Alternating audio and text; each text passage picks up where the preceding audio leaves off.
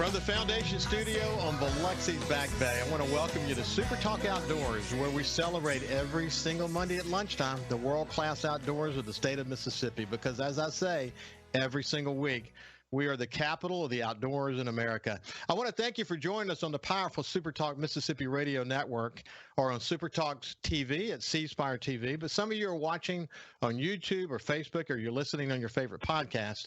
And with that, I want you to know the date. It's March the 6th, 2023. I especially want to thank our title sponsor, SuperTalk Outdoors, the foundation. The formal name is the Foundation for Mississippi Wildlife, Fisheries, and Parks, but they're the only foundation that directly supports the Mississippi Department of Wildlife, Fisheries, and Parks. They're a separate 501(c)(3) nonprofit, and their work is incredibly important. They provide financial support to the department for wildlife and education projects, and from time to time they're going to get involved in an issue that involves protecting Mississippi's outdoor heritage. So I want to thank them for being the sponsor, and also for being such a great and dedicated group of volunteer conservation leaders in the state. We really appreciate it. I've talked a little bit about the legislative session this year. This session, usually in an election year, would be, relatively uneventful. I mean, some actually have bordered on being boring, but this is not that kind of legislative session. There've been a lot of twists and turns. The session has been anything but uneventful.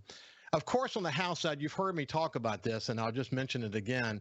I've expressed some concerns about how House leadership killed two bills that were involving the sale of white-tailed deer. In fact, it would have made it illegal to sell white-tailed deer in Mississippi, and would have closed that chapter of this conversation. As you know, and as I've heard from so many of you, these two bills would have been supported by the vast majority of outdoorsmen and women in the state. I've got some really good insights now, though, on who's been behind that. And there's been an effort, actually, to push the commission to delay any conversations about white-tailed deer for at least a year. And I wish they wouldn't do that. I urge the commissioners to reject those efforts.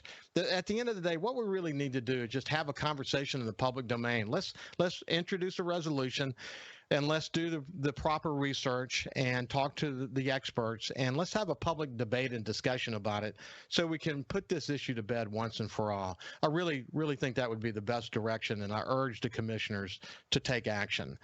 On the Senate side, under the leadership of Lieutenant Governor Delbert Hosemann, the Senate has been really busy too. They've been focused on a myriad of issues: healthcare and infrastructure and education, legislation that's benefiting businesses, and there have been many others. But there's a lot of talk these days about the Mississippi Outdoor Stewardship Trust Fund that the Senate and House passed last year. The governor signed.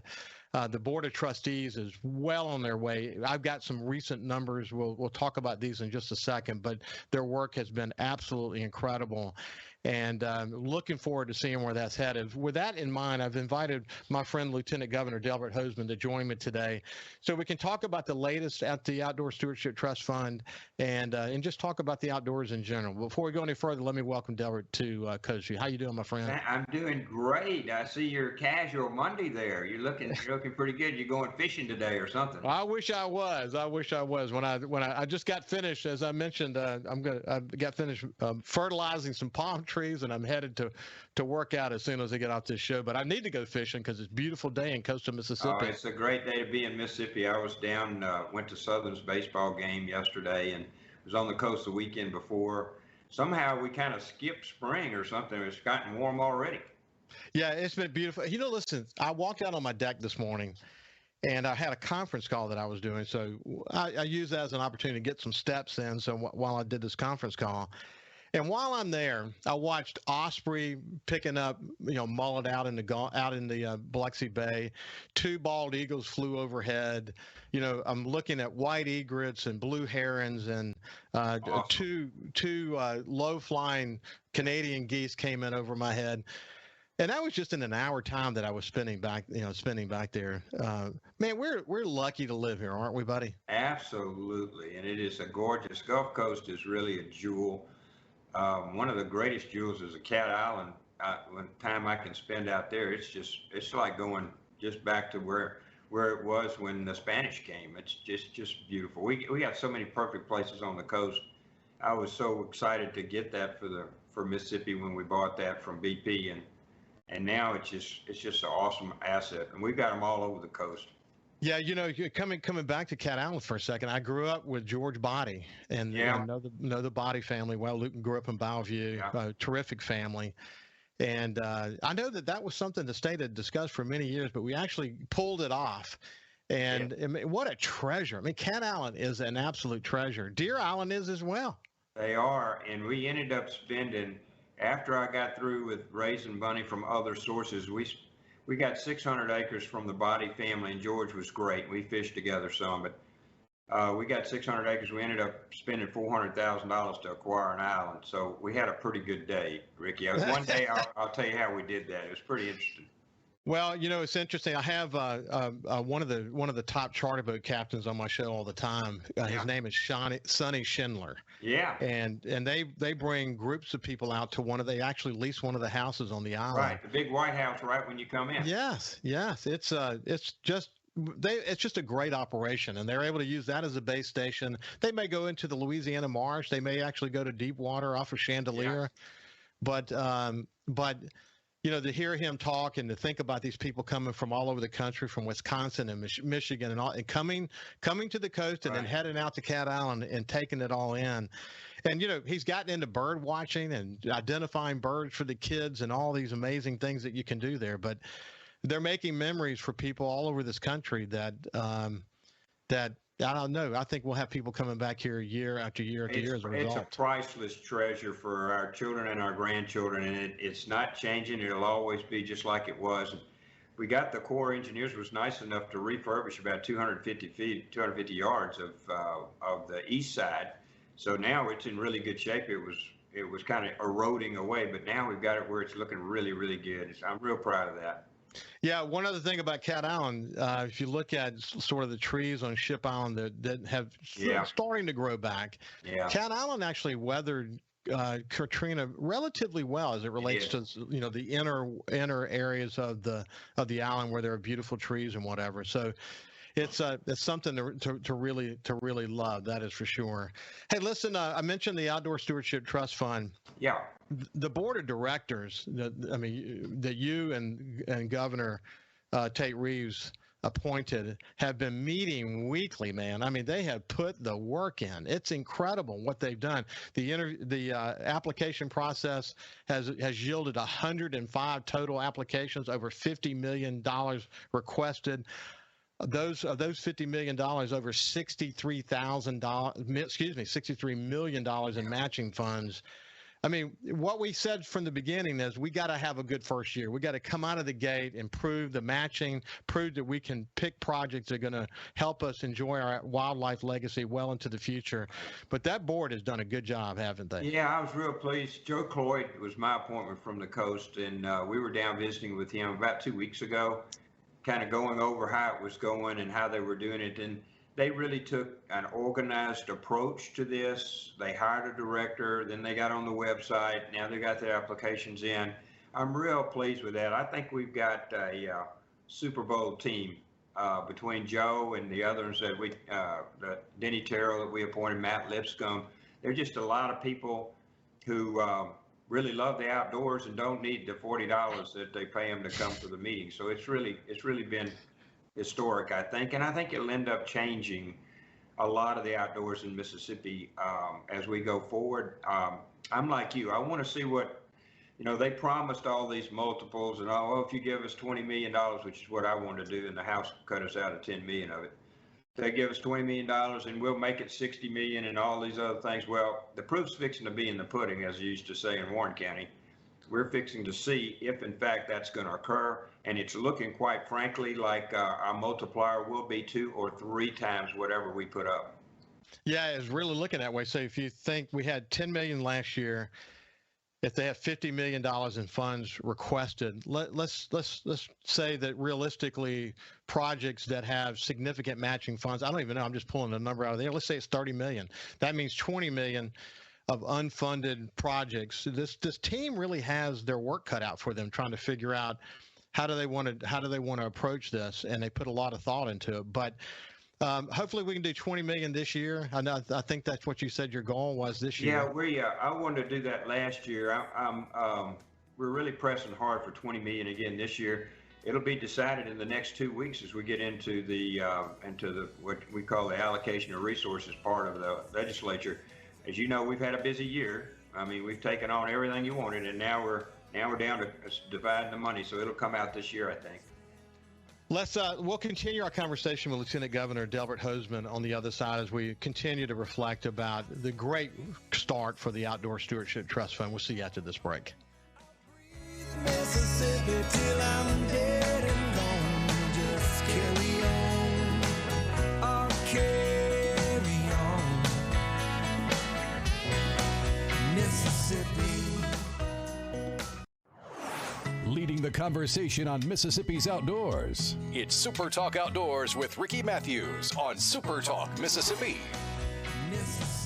Welcome back to Super Talk Outdoors. We're visiting with my friend Lieutenant Governor Delbert Hosemann, and we're talking about the great start for the Outdoor Stewardship Trust Fund, which is essentially a fund that was going to enable us to really work harder to get matching funds. As Lieutenant Governor was saying before we went to the break, if you can take a state dollar and get an additional $2 or $3 or $4, then you can take what was allocated last year, 10 million, and make it 30 million or 40 million.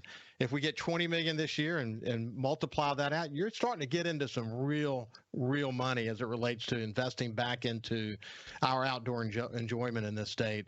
And again, they're off to a great start. I think Ricky Flint, I've had him on the show, Delbert. Ricky Flint's a good selection. His years of service at the Department of Wildlife, Fisheries, Park, most recently developing the alligator program at the department. I mean, he's super passionate, and I think he's going to be a good selection as well. I do. I visited with him the other day at another function, at a wildlife function. Very impressed with the start they're at.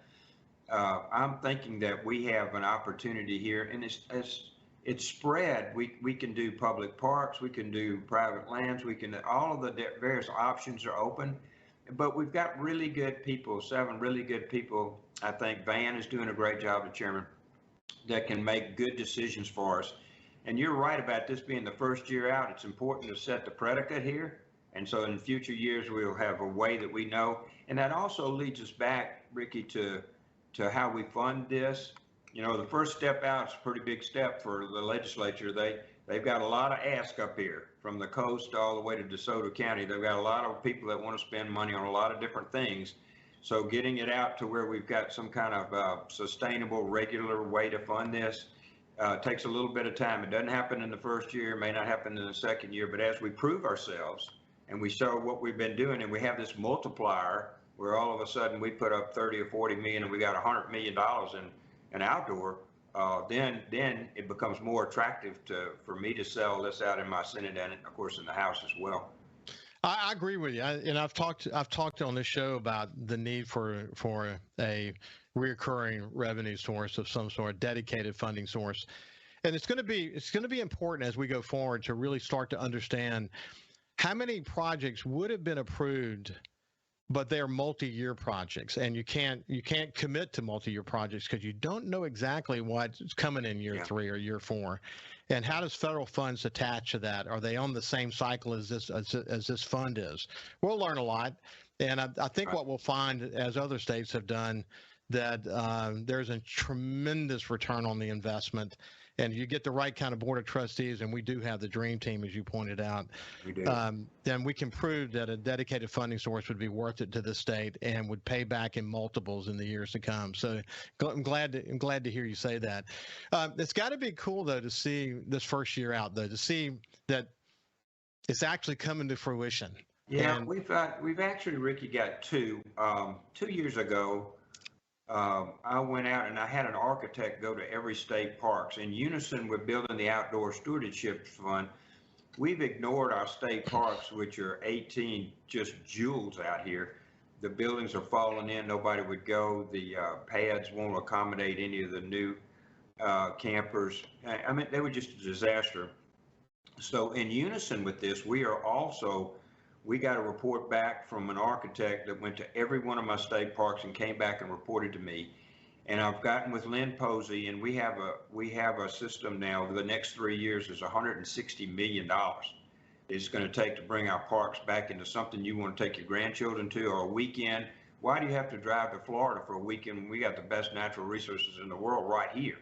So our first cabins are redone in Roosevelt Park. They're outstanding. They've got, fireplaces and big TVs and an outdoor fire pit, all of that kind of thing. We're replicating that all over Mississippi. We hope to finish our first 5 parks this year and 5 parks every year afterwards until we have something. Buccaneers in pretty good shape, actually, until we have something that you can drive to in less than an hour in Mississippi and take your family and be happy that you're outdoors.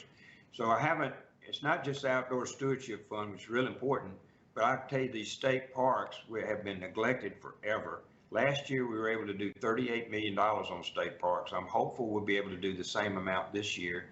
We're going to make that where something that you talk about the outdoors, that's a place you can take your kids for $50 or $75 and have a good weekend experience, fish, take them in the woods, all the other stuff that goes with it.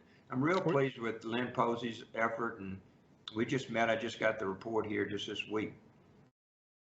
Hey, you mentioned Roosevelt, the cabins at Roosevelt. I haven't actually seen them, but I have seen the pictures of before and after. Yeah. And man, it's really nice. You know what the thing is, though, people, now that you have all these abilities to go on vacation, to go to vacation rentals all over the place, people have an expectation about that. They don't want a cabin that was designed in the 1950s. They want some of the creature comforts of home. They do. And the way I would describe the cabins that I saw were sort of casual elegance. They weren't too complicated, but they were really well designed and had all the comfort creatures that you would expect to get if you were on your vacation. The thought that we would do that across the state. I mean, one of the things we focus a lot on, the state has done such a great job of identifying and purchasing over many years. Phil Bryant is a great example of that, for a matter of fact, both with the WMAs and the state parks. So much public land for Mississippians to enjoy. And, so we've done a good job on that, but we just got to invest in it. I mean, that's at the end of the day, we have to be willing to put money behind that. And we're doing it now. We're having a great success.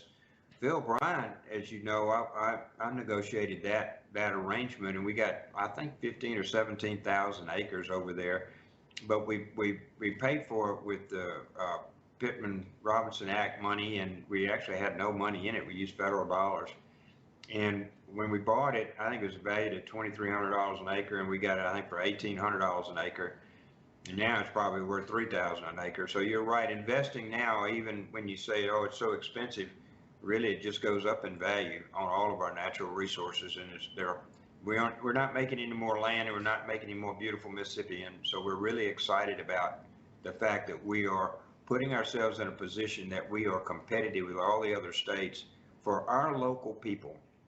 Yeah. It's a great thing to have people come in here from everywhere, but I want our parks where our people can go to them for the weekend and not spend a bunch of money.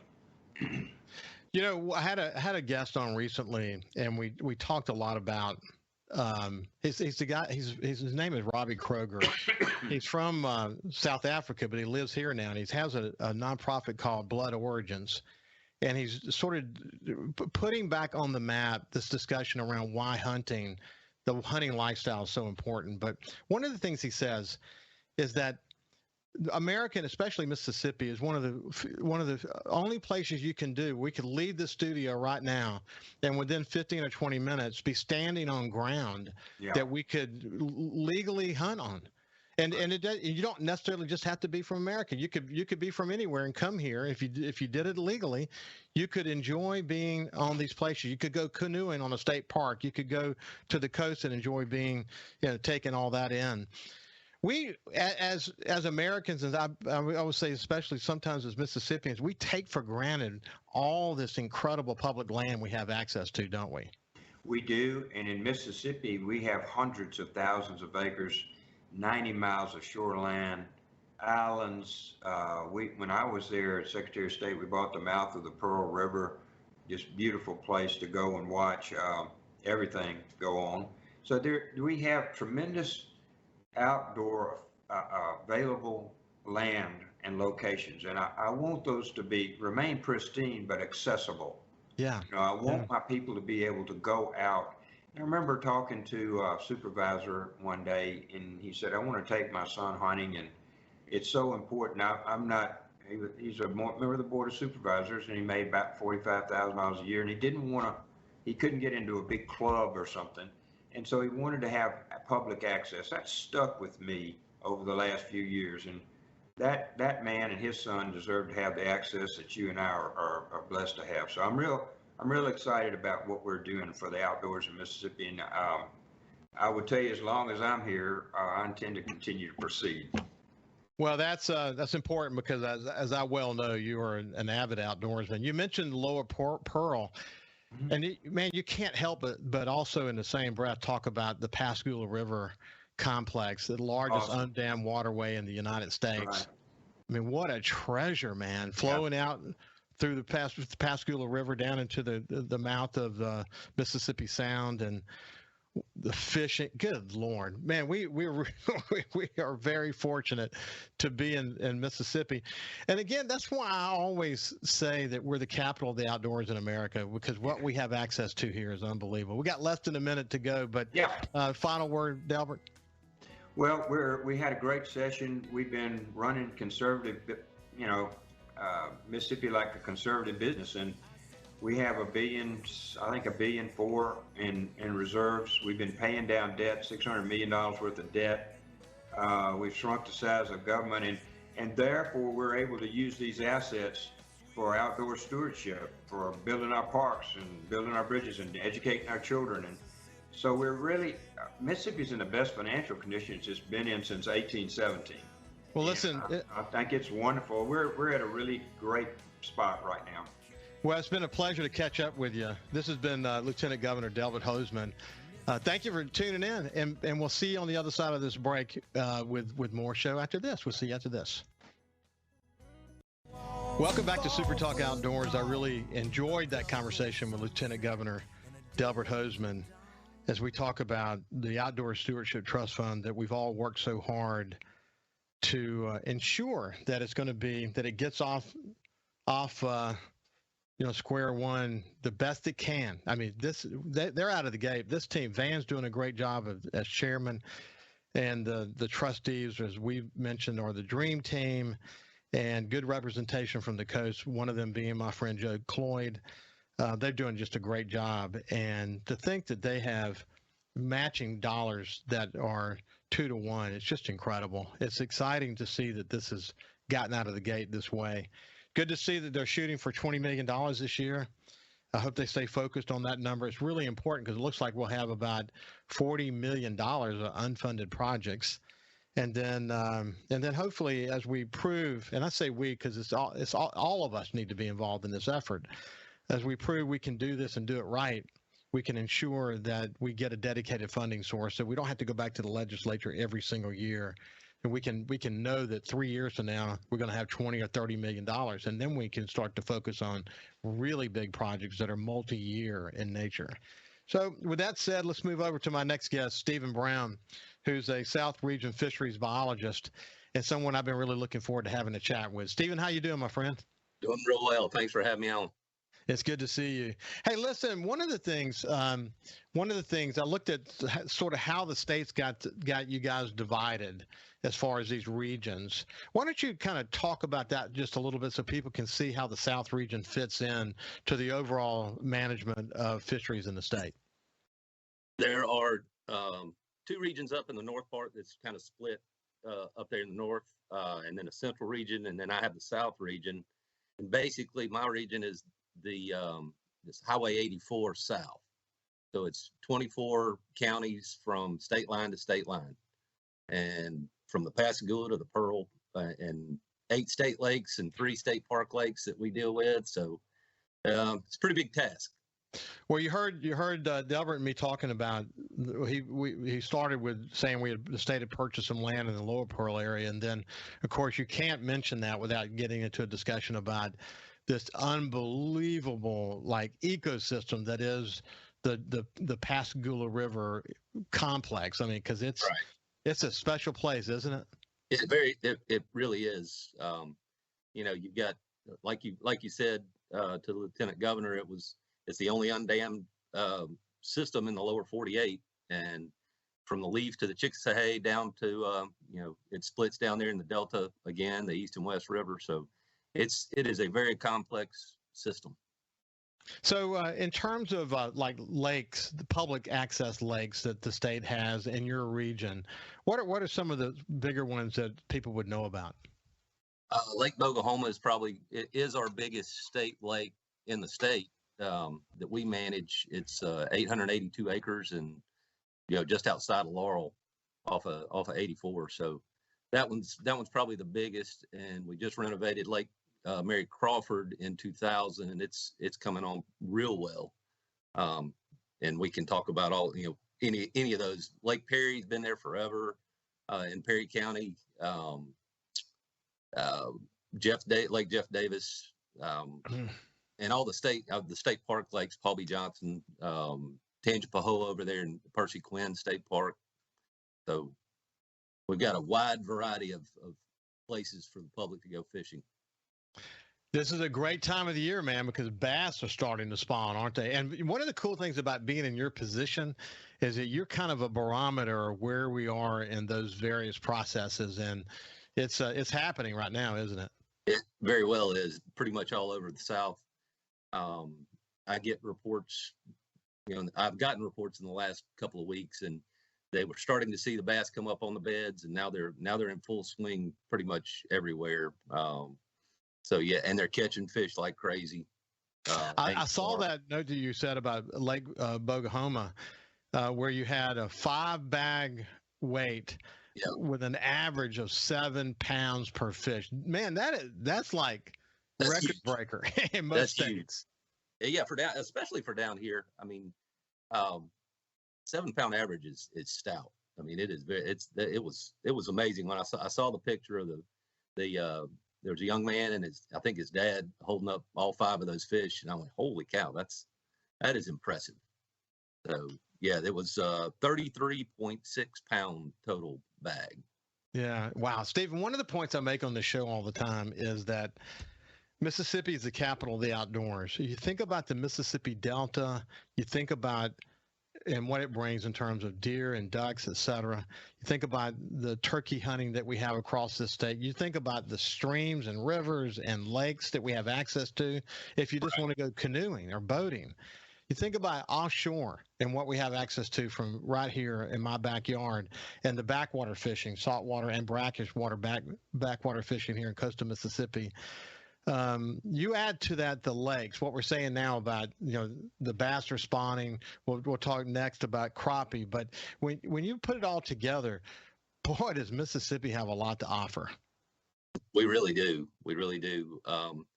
There's a big variety. And I worked in Arkansas for 7 years in Northwest Arkansas and dealt with cool and cold water fisheries. And then I came down here, and I had never worked really in a coastal setting. As far as the fisheries go, and it is a totally different world, from coastal rivers to, even smaller coastal rivers where you can float and catch spotted bass, and then you get into the transition zone where you could catch bass off of one side of the boat and you can catch trout or redfish off the other. So it's just a unique system, unique area. Yeah, no, it really is. Hey, listen, I have a place up. I'll lease some farms up in the Delta for hunting, and have access to some beautiful cypress lakes, absolutely incredible, beautiful cypress lakes. And I haven't done a lot of crappie fishing, but the crappie fishing I did was usually in deeper areas where we would jig straight up and down, et cetera. And more recently, I've gotten more aware of this time of year that you can get in 1 or 2 feet of water amongst those cypress roots and all that and catch some beautiful fish. That I can understand why crappie fishing really is a almost addictive sport for those who do it. Again, Mississippi, a great place to crappie fish, isn't it? Yes, it is. It's an awesome place to crappie fish. I've heard reports.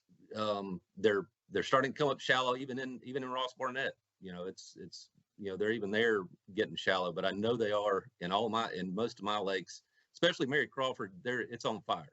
I mean, those fish are in 1 to 2 feet of water, and if you can find them, they're there. I mean, you can any little habitat, any little bush, they're stacked in there. So, and the ones in Mary Crawford right now, they're catching pound and a half, up to 2 pound fish. So it's amazing, and it's like that in most of our state lakes that we do have crappie in. Some we don't have, but most of them we do.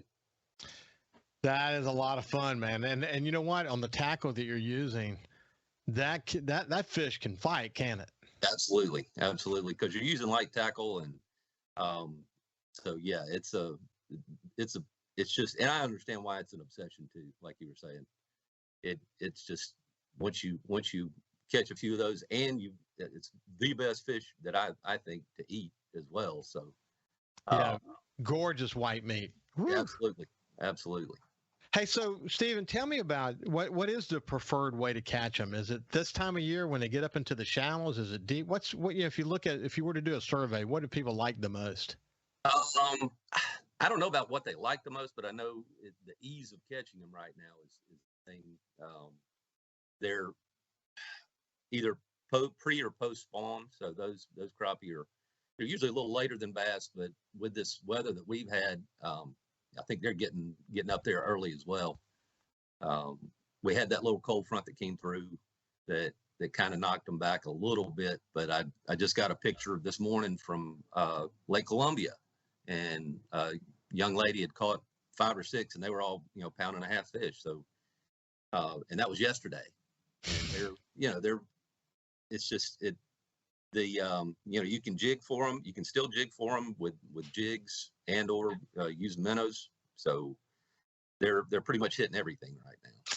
Yeah, I've had conversations on the show about Grenada Lake. I know that's not in your area of responsibility, but I mean it's world renowned, isn't it? Absolutely. Enid, Sardis, and Grenada, all three. They call it the Ark of the Slabs for a reason. So it's the world-class crappie fisheries.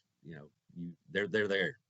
I love that name, and I remember where the name came from, the Ark of the Slab. That was just such a brilliant description of those 3 lakes. But that is definitely for sure.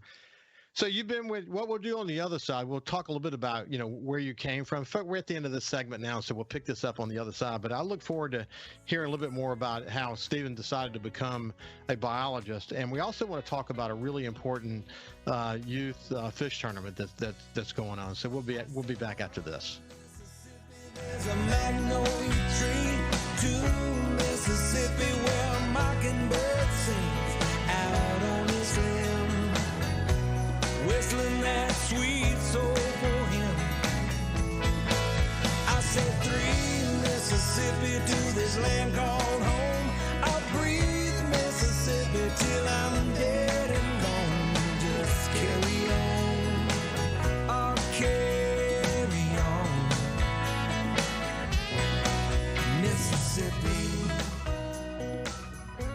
Super Talk Outdoors with Ricky Matthews on Super Talk Mississippi. We'll talk more about the upcoming Harrison County Sheriff's Department fishing rodeo that's coming up Saturday. We'll talk more about that here in just a second, but we're visiting with Stephen Brown. He's the South Region Fisheries Biologist for the Department of Wildlife, Fisheries, and Parks. And Stephen, I was just kind of curious. I know you went to your postgraduate work at Auburn, but how did you decide to become a biologist? Those stories are always interesting. Well, I grew up in western North Carolina in the foothills, and my father, I grew up with him trout fishing in western North Carolina. So that was where my love for the outdoors came from. And I went to NC State as an undergrad, and I was a biochemistry major, and decided I really didn't want to do that. And I wasn't doing real well as a biochemistry major. The biology was great, the chemistry, not so much. So I went and talked with, actually came home, I guess, on one of the breaks, either spring break or summer break, and talked to my dad. And he said, I said, I don't know what I want to do. And he said, find something that you love and make a career out of it. So I said, well, I like to fish, like to hunt. So I figured, well, I can make fisheries or wildlife or something. I could make a career out of it. So went to the department head at NC State for fisheries and wildlife, and he said, I'll take you on as a probationary student because I wasn't doing real well. And I ended up excelling there, and the story's been written since then. I ended up working for North Carolina Wildlife Resources Commission as a hatchery technician, raising fish, and then decided that's not what I really wanted to do. Went back to school to Auburn, got my master's in fisheries management, and then went to work in the private sector, actually, for a consulting firm in Western North Carolina, and worked for our major thing was working for Nantahala Power, which was a subsidiary of Duke, and we did all the work on their FERC relicensing stuff for I think they had 7 or 8 lakes up there around Western North Carolina that we had to assess. So we did all of that, and then after that, I basically worked myself out of a job. They didn't have anything else for me to do, so went to work in Arkansas for 7 years, and it's and then made it down here. My wife wanted to move closer to home, so we moved down to South Mississippi. Well, when you say Western North Carolina, we took our kids up to the Blue Ridge Parkway every single year. We'd go to Gatlinburg and Smokies and all those areas. We usually would go in from the Asheville side and go through the western parts of North Carolina. When you say that, for people who don't really envision this, think of hills and mountains and stream fishing and some of the most beautiful sights you've ever seen. A wonderful book by a guy named Middleton called On the Spine of Time is a wonderful recollection of what it's like to be in a fly fishing stream. And it's not about the catching at all. It's about the environment and the culture of it all and the beauty of it all. That's where you were raised, and I can't imagine that I can imagine why you got hooked to it. Right. Yeah, it is a beautiful area. The freestone, like you were saying, the freestone streams, just flipping over rocks, seeing what's there, and trying to, as they say, match the hatch. Yeah, match the hatch. I got I'm looking at a fly tying table as we speak. Right. Hey, listen, we got this fishing rodeo coming up. Give me some of the particulars on it. Well, it actually was this one was this weekend or this past weekend. Okay. And but we have a lot more coming up, a lot more fishing rodeos, and you can find those at our website, mdwfp.com. But this one was good. And Harrison County Sheriff's Office always does a great job. They've got a farm right across the street from the Harrison County Fairgrounds that has about a 10-acre lake, and we put a block-off net out there to kind of cut off one of the sections of the lake, and we stocked catfish, and we stocked about 700, and they were catching. We'd done this rodeo for the last 5 years, so there were a few leftover fish that were caught. There were some 4 and 6 pound catfish that were caught, some really good fish. And I think all the kids had fun. I think we ended up with just short of 200 kids. So it was, like I said, the Harrison County Sheriff's Department does a really, really, really good job. They had the helicopter out there. They had fire trucks, had their, all of their equipment out there. So it was a fun one. And I think all the kids, enjoyed it a bunch. They fed them. They had hot dogs, hamburgers. So it's one of our best. We're visiting with Stephen Brown. He's a coastal biologist for the Department of Wildlife, Fisheries, and Parks, and we're out of time. But one of the things I love engaging kids in the outdoors because you're creating a memory that literally will stick with them for the rest of their lives. I mean, they get hooked, literally and figuratively, and they will be part of the outdoors for the rest of their life. Stephen, thanks for what you're doing. I look forward to having you back, my friend. You're welcome. Thanks for having me on. Have a great week in the outdoors, and as I always end Super Talk Outdoors, be safe. Just always put safety first. Man, the number of close calls, it's not good. Stay focused on being safe. Thank God, and we'll see you next Monday. I'll breathe Mississippi till I'm